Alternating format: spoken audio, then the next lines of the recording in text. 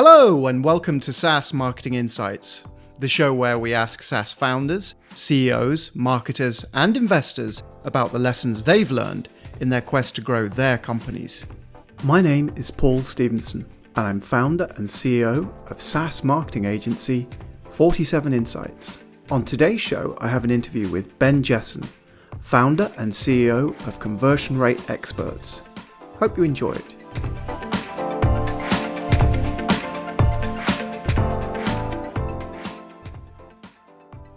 Ben Jesson, founder and CEO of Conversion Rate Experts. Welcome to SaaS Marketing Insights. It's great to be here. Thanks for having me. So I was having a sneaky peek at your LinkedIn profile, and you went to a university not far from where I went. You went to Wolverhampton and I went to Coventry. Okay. You just went a decade later than me. Yeah. It was a weird time when I went. It was just before the dot-com bust. So it was really interesting that we went kind of through university, really excited about all this new technology and all these new types of business. And it seemed like not a week went by without some kind of tech company coming in and presenting to us all saying, wow, look at these salaries, look at these working conditions. And then I graduated in 2001, just before the bust.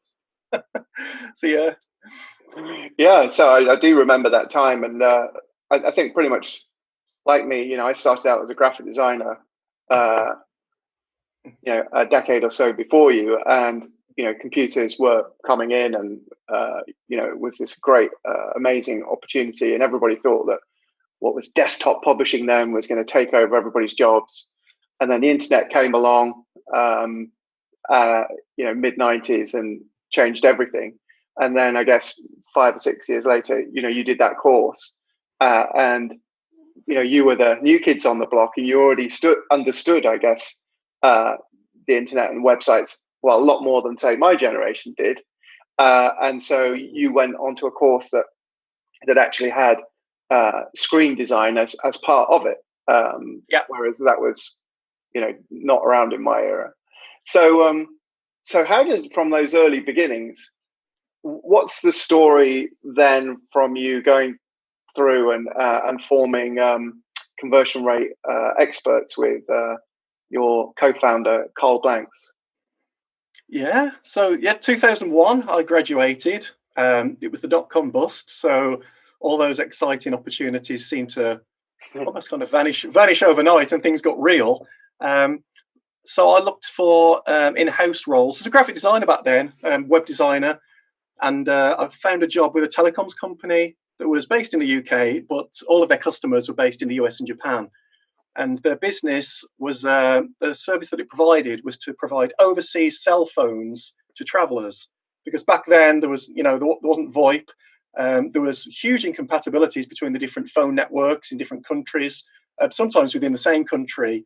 And so we were working in a market where if anyone from the US or Japan wanted to travel to Europe or anywhere on a GSM network, then their phones weren't compatible. So the company that I joined helped to solve that problem. I just so happened to join in the same month that my co-founder for this business, Karl, he joined that company too. That's where we met, working in-house. And then I guess we went straight from the kind of dot-com bust to a bit of a recession in travel, because obviously 9/11 occurred the month after we joined the company, and people just stopped traveling. So it was kind of from one recession to another, really. And the business at the time was very much based on partnerships. It was B2B. It was kind of corporate. We did very little direct-to-consumer marketing at all. And the CEO had just spent what he thought was an upsetting amount of money on a website that wasn't selling any phones. So he came to me as the new in-house graphic designer, and he said, you do websites, don't you, Ben? I said, yeah, I do. How can I help? He said, I've just spent a fortune on our website, and it's not bringing in any sales. It's not bringing in any leads. Then will you take over it for me? And I said, of course, yeah, I'd love to. So what's the remit? What are you looking for? And he said, I don't really care. I just want it to sell, which is great because lots of people have a different approach. They care about lots of stuff. Yeah. But all he wanted was for it to sell. And back then, I thought SEO's the opportunity here. And in early 2000s, not many people were doing SEO. I mean, back then we were still optimizing for sites like Alta Vista and Dogpile and Ask Jeeves. Yeah, it seems a million miles away now, but yeah, that's kind of how we started. And even Google AdWords was not really around at the time, so it was SEO. Within about 12 months, we'd become a web business, and we were selling direct to consumer. The company was bringing in about 90% of its sales from the web, predominantly SEO, scarily SEO, and became very reliant on that channel. And then something kind of interesting / upsetting happened in that as the internet was taking off year by year and the search volumes were increasing year on year, the incompatibility issues that meant that our service was needed were being resolved year on year. Right. So even though things were taking off with the internet and us having a web business, the actual need for the product was shrinking, I think 15% year on year. So we were actually in a declining market for the product, even though we were in a accelerated market with the online marketing. Karl at the time was working overseas in the US and Japan, running those businesses, and then in around 2004, we were thinking how we'd take the business forward, and the opportunity was obviously doing stuff on the web, but as I say, the market was declining 15% year on year. So we booked to go to a web conference. It was Las Vegas PubCon from the old Webmaster World forums. And we went with the goal of how can we get more traffic to this website. And I remember it was in about 2005 this was. We walked up and down the expo halls in Las Vegas, every booth. We knew all the SEO guys that were there saying, can you help us get more traffic? And they would say, which keywords are you looking to rank for? We'd give them a list. And they'd say, you're already number one for pretty much everything. There's not a lot we can do to help you. So we kind of went there very much with the intention of how do we just drive more traffic? How do we do more SEO? How are we more dominant in the rankings, in the search engines? And we kind of realized that we kind of hit this plateau, especially with the search volume decreasing as well, that more traffic wasn't the biggest opportunity for us. So we, well, certainly not more traffic from search engines. It just so happened that at that event, Google Analytics had a launch party. They'd just acquired, I think it was Urchin, who then became Google Analytics. And there was the kind of penny drop, really. And me and Karl thought, yeah, the big opportunity here isn't for the visitors that we are not yet bringing into the site. It's doing more with the visitors that we have.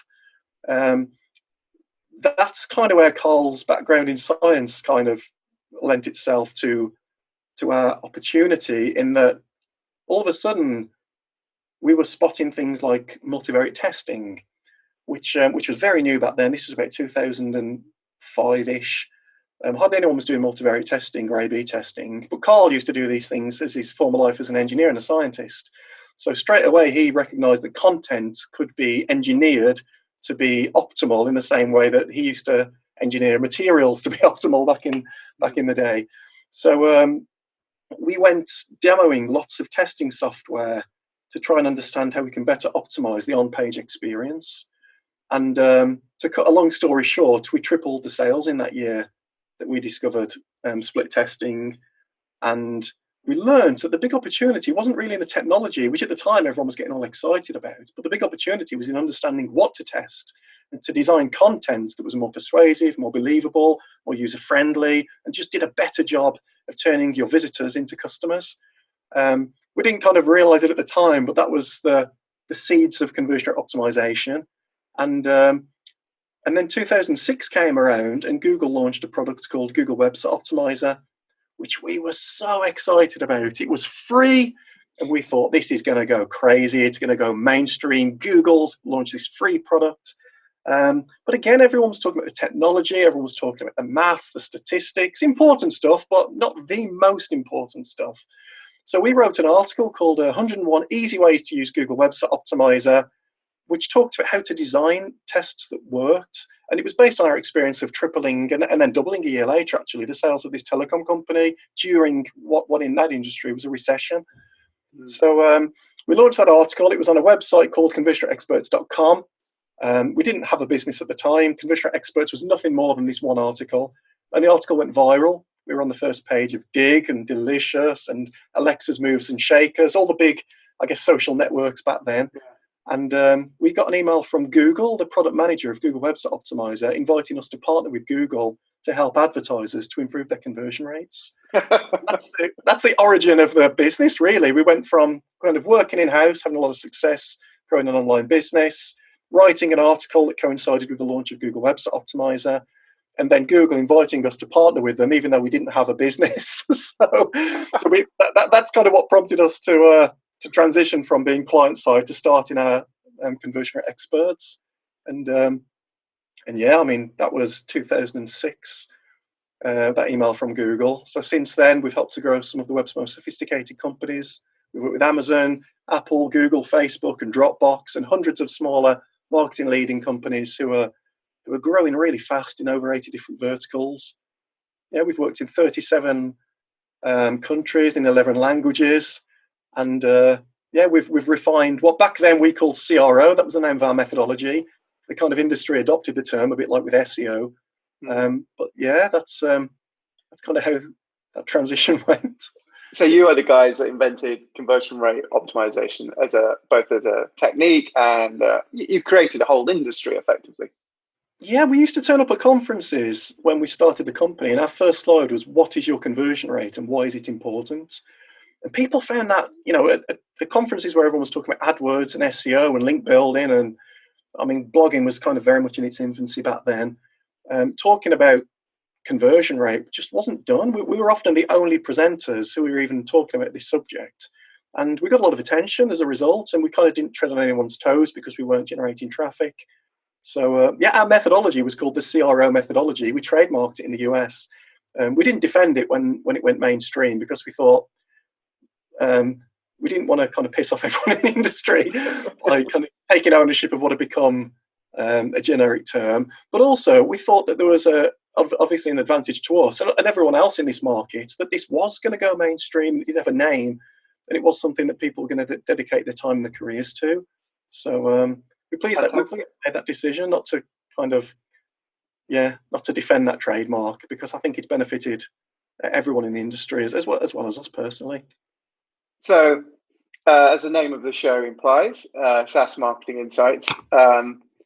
So when did you guys first come across and work with a SaaS client, and what was that like in the early days? Because again, SaaS was fairly new in 2005, 2006, 2007. I think people are still calling it ASP. Can you remember of any of those early clients and the results you got for them? I can, yeah. And it was interesting because it wasn't, as you say, it wasn't a known term. And at the time, if we didn't really think of them as like a separate type of business, we just thought of them as like a technology or a software company.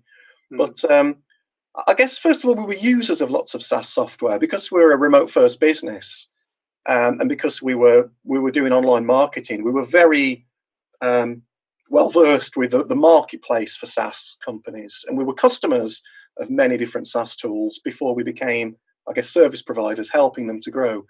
I think when we kind of spotted the shift, it was when we were working with Moz, who back then were called SEO Moz. They're now a SaaS software company for search engine marketing, search engine optimization. And when we hired Moz, they were making the transition from a consulting business to an information subscription business. So we helped them with that transition. And then once they kind of redefined themselves as a subscription business, they made the transition to a software company, and we worked with them through that transition too. And it was fascinating to see. At the time, there were lots of real smart service businesses or subscription businesses that kind of productized their intellectual property and turned it into a SaaS software. And the great thing about working with Moz is obviously one of their values is transparency. So when we asked Moz if we could publish a case study about the work that we'd done with them, Rand and the team were only too happy to give us approval for that. And again, a bit like the 101 Google Website Optimizer tips, the Moz case study went viral, and we received lots of attention from other businesses who were, I guess, in the early days of SaaS and hadn't quite figured out what the funnel should look like, what the goals should be, how to measure success, and how to market SaaS, because it kind of, traditional software was quite enterprisey, and all of the I guess the old software, for want of a better word, was kind of just downloads. So you'd be tracking downloads. Whereas with SaaS, it had a more determined funnel. There were clearer steps between, a first-time demo, a first-time registration, a free trial, a paid upgrade, a paid customer, and then the ongoing monthly payments. So there was more of a defined funnel, and there were more things that you could optimize. So off the back of our Moz case study, we were contacted by lots of other SaaS businesses in lots of other verticals, and it's been fascinating for us because we've kind of seen companies not just make that transition from not a SaaS business to a SaaS business, but we've also over the last over 10 years now watched the transition of the SaaS businesses they've raised money, they've won awards for fast growth, they've gone public, they've been acquired, and we've kind of seen the market mature, and we've had a good insight into, I guess, what the winning businesses have done differently over the years. And it's been a real privilege, really, to kind of see that market mature. And it's still at the beginning. I mean, mature is probably too strong a word, but there's a hell of a lot of stuff that hasn't been SaaSed yet. So we're still halfway through SaaSifying things. There's a long way to go. Yeah. So it's been interesting that kind of seeing the market develop and seeing where it is now. It's really exciting to see kind of, we work with Dropbox in the run up to their IPO. We work with a company called T-Sheets in the run up to their acquisition by Intuit. And we've worked with Citrix, a whole host of companies in very different markets, but with the same kind of fundamental business model. So it's been exciting. It's been fun. So how do you? I'm just curious because obviously, as a business and a team, you've sort of grown. I think you just mentioned that you're remote first, so you've got people all over the place. But how do you cope with dealing with not only like the range of business models, but also the size of businesses? Because I guess the temptation might be with a consultancy such as yours to say, well, actually, we're the cream of the crop now, and if you want to start working with us, the minimum fee is $250,000, and and such. But is that something that you do, or are you still working with say smaller? I'm just thinking from a perspective of a listener, say, who's a bootstrap SaaS business, and they think, we could really do with some help here. Where would those guys go for help? Is that something that you can help them with, or would you point them in the direction of the educational stuff that you've done? We do work with startups, so it's not like we're exclusively for the kind of the big boys of the web. We work with a range of companies, and we've also helped. We help companies at different stages in their life cycle. So we don't tend to work with companies that haven't got any money yet, or aren't making any money yet. But the minute that they got product market fit, and the minute they've got a few channels where they put $1 in, they got a couple of dollars out. If they're investing in marketing, which they do to reach the economies of scale they need to, then we do work with earlier stage, but not, I guess, nothing kind of angel level or Series A. So as far as how we can help those businesses, we've published a bit soon for a shameless plug, but I'm going to, as you asked. We've published Making Websites Win, which has got tons of advice for all businesses, not just SaaS, but that's got our methodology of how we grow web businesses in it. I can talk more, or you can put it in the show notes where to get that from. But there's lots of advice there. It comes down to a couple of things, really. It comes down to understanding the visitors that do convert and become customers, and really understanding what it is that makes them customers, and making sure that the things that persuaded those prospects to become customers are very prominent throughout your entire marketing funnel. That's obviously important. Equally as important is understanding your non-converting visitors. So those are the prospects that come to the website. They're a qualified lead, that the service is right for them, but for whatever reason they don't convert. Either they're not persuaded of the benefits, they don't trust the company, they don't think it'll work, or there's some kind of user experience problem that prevents them from converting. And then it's about coming up with ideas that will kind of profoundly impact your conversion rate? So what are the big, bold changes that you could make to a homepage, a landing page, an ad, a sign-up flow, a pricing page, an onboarding process that would persuade more people to take the action that you want them to take? So, yeah, I guess the quickest way for someone that is just getting started or bootstrapping is to either, the book's just a couple of dollars for the ebook, or our methodology is actually published on our website as well. So people are very welcome to kind of check it out and to apply it themselves. Fantastic. Thanks for that. And I think with the book, that you don't make any profit from that, doesn't it go to a charity or something? It does indeed. Yeah, we support a charity called Mary's Meals, who are doing fantastic work, and they set up school feeding programs in some of the world's poorest communities where hunger and poverty prevents kids from getting an education. So by buying the book, you're helping to feed the kids that Mary's Meals supports. And so far, we've paying for the ongoing feeding of over 2,500 kids. So wow. A big thanks to everyone that's helped us support Mary's Meals. Yeah, I've got the book and I've read it a couple of times actually. Every now and then for inspiration. So in the last sort of 10 or 12 years or whatever it's been since you guys have been going, has much changed in terms of your methodology? I mean, obviously it's developed, and where do you see this this new industry of CRO that you guys invented going?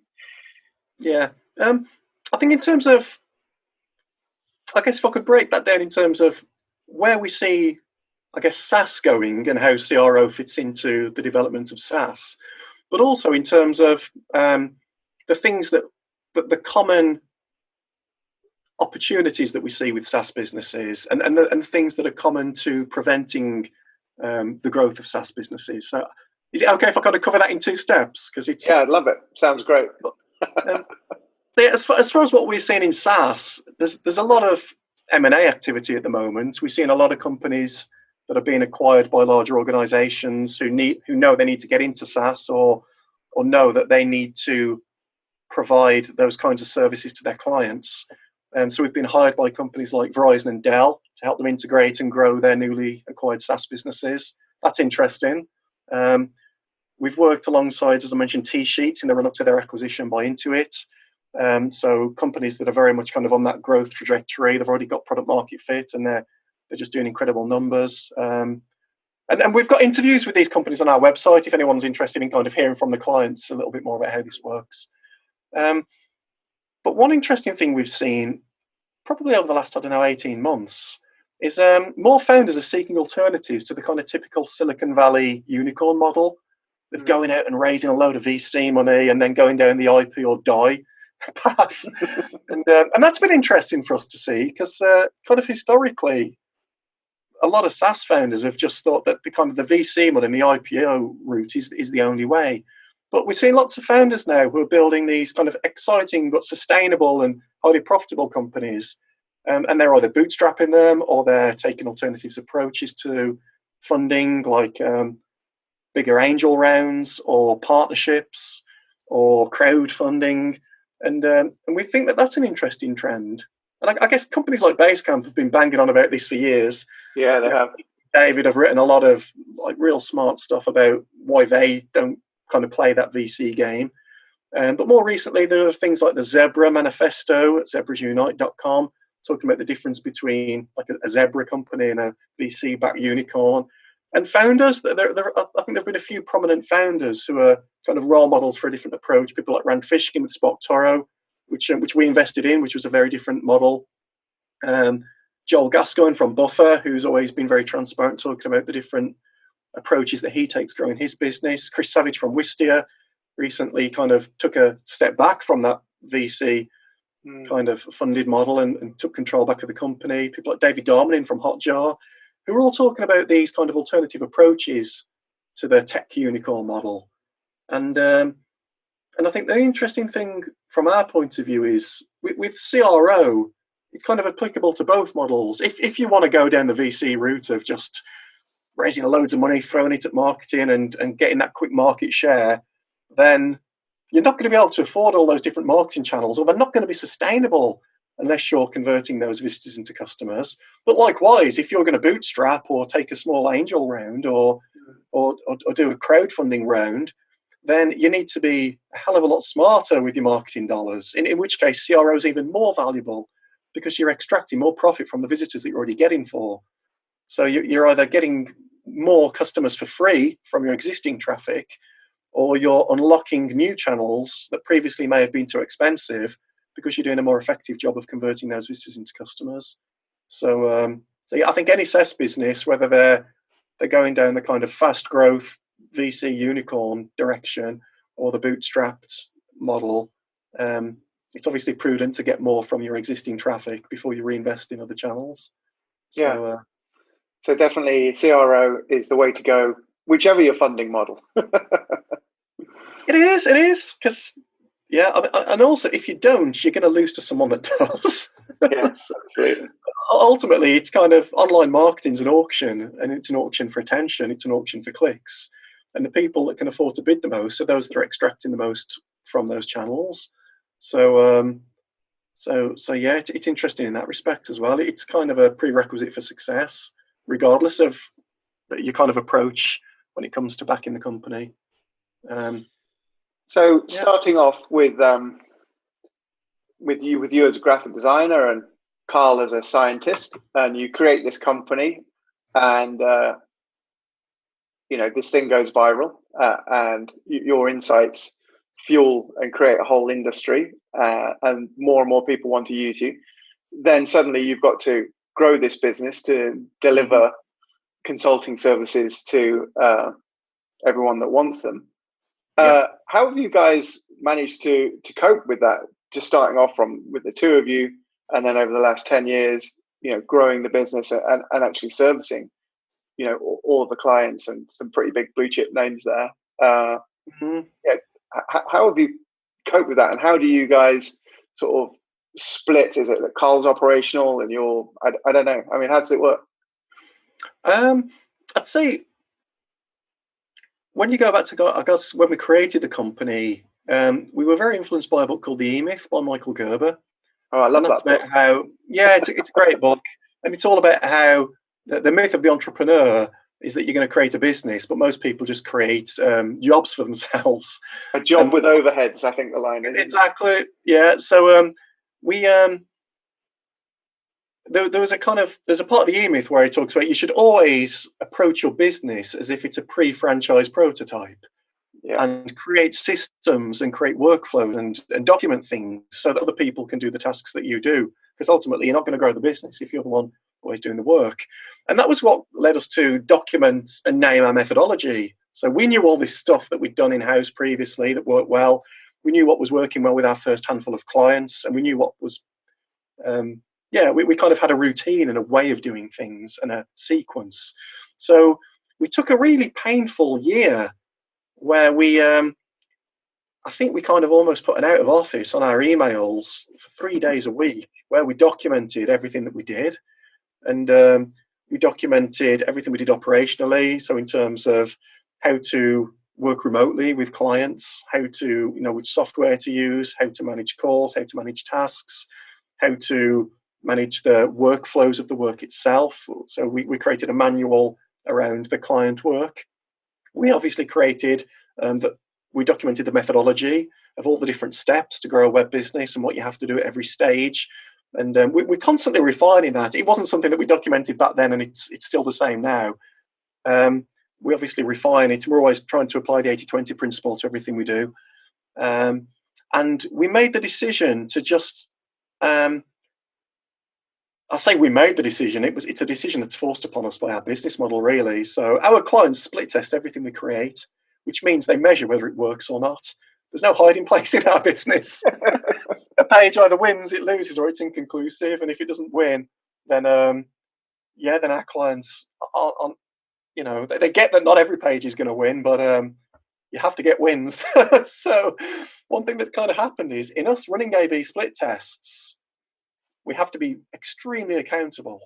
And at the same time, the fact that we run A/B split tests and we're accountable means we get good results, which also attracts smart, sophisticated clients. So we've got ourselves in this position, which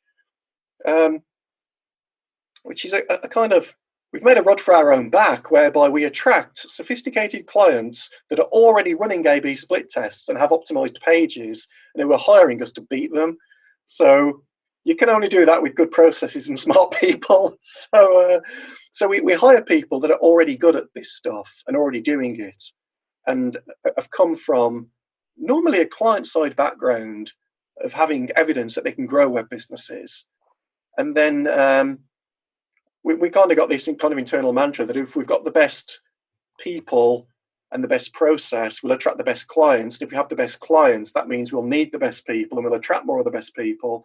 And having the best people creates a better process. So all of the processes in our organization are editable by anyone in the company. So if anyone in the company figures out a better way of doing something, then they can edit the process within the company. The company's like a wiki, really, with lots of smart editors that are accountable for the results that their work generates. And it's tough. It's not an easy to scale business. I mean, consultancies and agencies typically aren't. But yeah, we've managed to kind of keep our reputation for doing good work.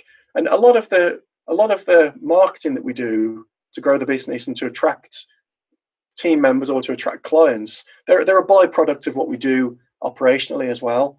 So if we figure out a really smart way of doing some kind of research, and then we update our methodology and we publish a case study about it, that kind of attracts sophisticated clients and sophisticated marketers that might want to join us or hire us. So lots of what we do is a byproduct of what we do operationally, and we just publish that information, which sometimes feels a bit scary when we're putting it out there. But we've learned that when we've got that feeling in our gut, thinking, "Oh, should we really be publishing this? It's crazily valuable, and it's our IP." That's normally the time when we hit publish, and something works quite well. So, yeah, we've kind of grown used to the motion. There's quite parallel there with going back to Rand Fishkin and what he did with SEO Mars, wasn't it? He basically put it out there, and everybody shared what they learned, and then obviously you went down the SaaS route. Have you not been tempted to create a SaaS product of your own? We have, and I'd say we've probably almost got them, but they're not public products. So internally, we try and productize as much as we can, and we try and systematize and standardize as much as we can. I mean, obviously, no two clients are the same, but over the years, we have learned that there are certainly approaches that are consistently fruitful amongst different clients, and we do. I guess we've got two things that are valuable to us as a company. The first thing we have is we've got years worth of research of why visitors do and don't convert, and we've created lots of internal IP around what those things are. And again, we share a ton of it in the book, but we're constantly creating that knowledge. And the other thing we do is we document all of the experiments that win. So over the years, we've actually built up quite a library. We call it the wins database internally, a library of what works in a given situation. So we document the objections that the visitors have to the website, what kind of website it is, what country it's in, what industry it's in, and what the goal of the website is. So whenever we start with a new client project, we can reference our wins database to look for commonalities in that funnel with previous projects that we've worked on, and look at what's worked in the past. And in preparation for this call, I actually put together a few things for SaaS businesses of kind of things that tend to prevent conversion and things that tend to work. Please share. We'd love to hear those. So we've typically, when we're hired by a SaaS business, our job is to increase sign-ups, sales leads, demos, downloads, paying customers, upgrades to annual plans, customer engagement and retention. So those are the kind of goals that we are accountable to when we're hired by a SaaS company. And we've been fortunate, we've worked in some quite diverse markets in SaaS as well. Dropbox is obviously file sharing and management. Mars is marketing. Xero, finance. Vimeo, media. Citrix, collaboration. We work with TinyPulse, a HR platform. T-Sheets, time tracking, and Jamf, who do device management. And though all of those projects, if you were to look at the before and after pages, they'd all be very different. In our experience, the things that tend to prevent SaaS conversions are going straight into a trial before selling the software. So a very common convention in SaaS is let's just lower the barrier to entry to try the product, so much so that the first step is almost just dive into the product. And that works in many situations, and it worked great for Dropbox, obviously, because the product it's self-explanatory and it's obvious what it does and it just works. But for a lot of SaaS software, especially in B2B, there's almost no salesmanship if you use that conversion funnel, and it puts all the burden on the software itself to do the selling. And unless the software is as simple as something like Dropbox, the user may never see the sales message, they may never hear it. So one thing we often look at with SaaS companies is, yeah, it's great to have a free trial or a limited trial or even some kind of demo, but don't forget that you still need to go through the sales message as if you were selling it face to face with a prospect in order to sell someone on the value that they'll get from the product before they use it, because you kind of need that motivation. Not all SaaS software is ridiculously easy to use. Not all SaaS software is obvious what it does and how it works. So you need to motivate the prospects so that the bits of the conversion funnel that are a little bit painful for them or have a little bit of it's a little bit up in the air in terms of how this SaaS product's going to help the user. Don't forget to do the sales message at some point. And it's a really common, I won't say mistake, because it's not a mistake for all businesses, but it's common that there's just not a sales conversation before someone dives into that software for the first time. I think it's becoming quite trendy, where for the product to actually be the marketing. You go to the website and it's just sign up here, just go straight into it. They don't even tell you what it is or what the benefits of it is. It's just like they assume that and then they magically suppose that you're going to convert, or you're going to find out how the product works and what it does for you and what the benefits are by using it, and then you'll convert, just because of that. And I think that is, I actually see that in both product marketing conversations and marketing generally, SaaS marketing generally. That seems to be, what the cool kids are doing now. And I'm not convinced by it either. It works for some products. We split test it and we often get wins from just basically telling the user why they should be using this product and explaining it. It doesn't have to be kind of salesy and it doesn't have to be full of hype and stuff, but just whatever you'd say if someone phoned you up and said, "Hey, I'm a good prospect for what you offer. Could you tell me a little bit about it?" Even something that basic, just modeling what would happen on the phone is better than just jumping straight into the software. Because if you wouldn't do that in real life, if someone knocked on the office door and said, "Hey, I'm interested in your solution," would you say, "Right then, give me a name, a password, I'll send you a link to register for the software, off you go"?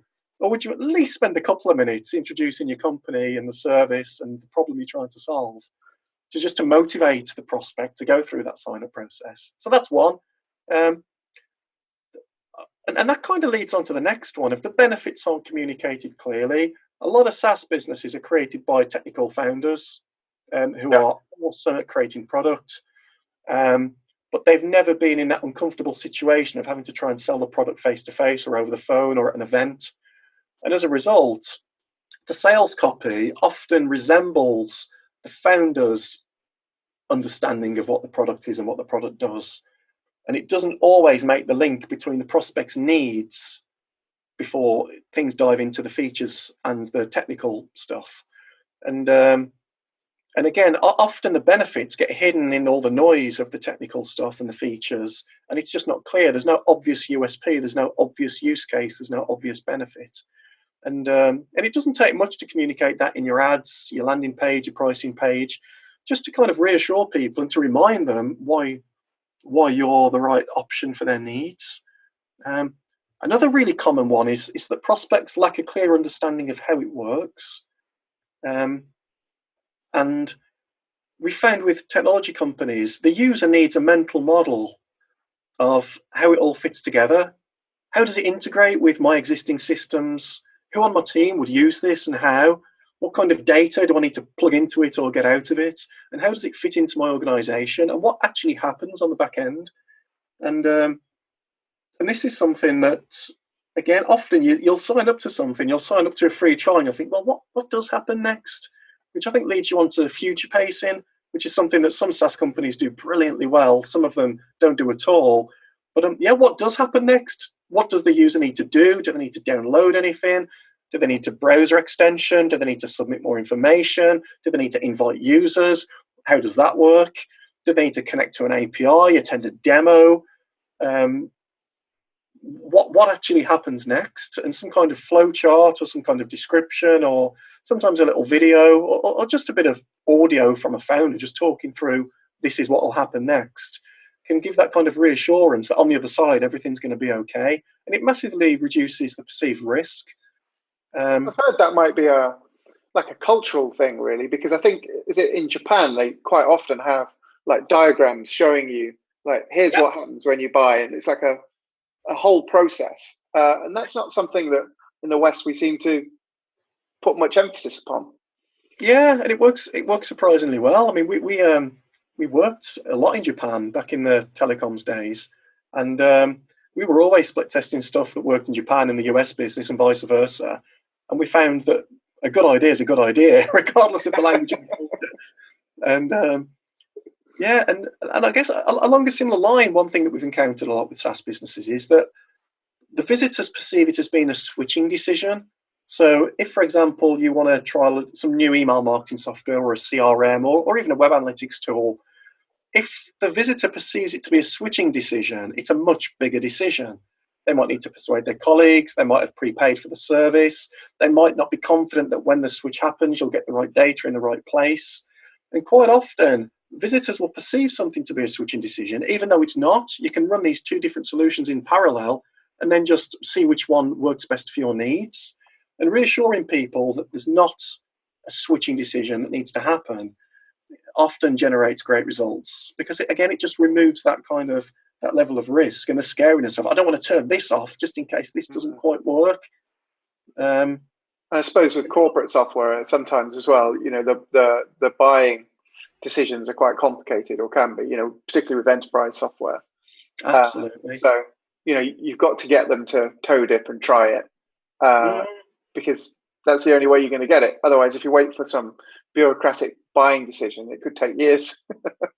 It could indeed. And often in those situations, we find that the people that trial the new software are often the kind of like the company mavericks, for want of a better word, who thought, I've read about this on Hacker News or TechCrunch. I think it looks interesting. I think it looks exciting. I'm going to give it a whirl. And sometimes they'll do it with their personal email addresses and stuff, and in their spare time, just to get a feel for what it does. Whereas if you feel like it needs to be some kind of switching decision, it just massively puts barriers in the way of who you've got to persuade, who you've got to get buy-in from, how you're going to procure it. So if there's no switching necessary, then make the user know that.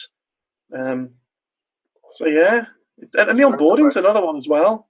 It's the sales funnels tend to be like hyper-optimized to generate the leads or the demos or the sign-ups, but then the onboarding's often neglected or very hands-off. We spend quite a lot of time working on the onboarding, because it's great getting a lead, it's great getting a first-time visitor or a registration, but if they're not going to stick around, then you've still got a conversion problem, albeit at a later stage in the funnel. Yeah. That does come back to bite people in the arse. It does indeed. And top of the funnel, you get them in, you get them converted, and then no onboarding, and they just disappear. Yeah, and that's when you often, the one thing that's interesting is in the funnels where you just go straight into a free trial and it's a product's job to do the marketing. One thing that people often forget is that's fine if that works, but you can still have the sales letter as part of an email sequence for the onboarding people, to keep that motivation going, to build the value and to communicate why it's a good idea when they're going through that awkward phase of, do I cancel it? The expiry's coming up, do I renew it? I don't want to commit to 12 months. Can I do it monthly? And it's at that point often where if you haven't done the sales on the front end and it's not during the onboarding process, then that motivation just isn't there, or it's not clearly communicated. So, Ben, I think we could sort of go on all day, or you could, because I think you got so many insights. I don't want you to give it all away because, I want people to pay to use your services. Don't worry, there's a lot more.